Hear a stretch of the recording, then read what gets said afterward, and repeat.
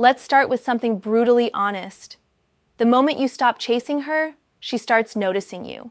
Not because you became more attractive overnight, not because you suddenly became rich, famous, or mysterious, but because in that silence, you triggered something deep inside her psychology, a mental switch that flips the moment a man pulls away.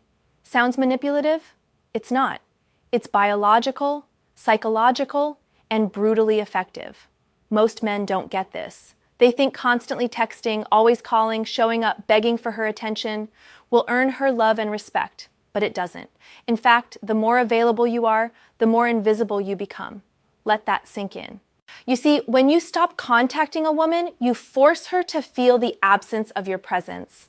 And that's when her brain begins to work against her pride, her ego, and sometimes even her logic. Let's be clear here. This is not about playing games or ghosting for attention.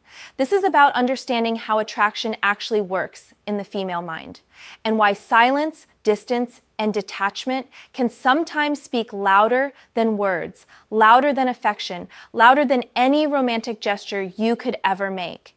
So here's the uncomfortable truth. If you've been chasing, pleasing, over-investing, and giving her the emotional spotlight, you've already lost her interest. But when you step back, when you go quiet, when you stop trying to force a connection, that's when the real test begins.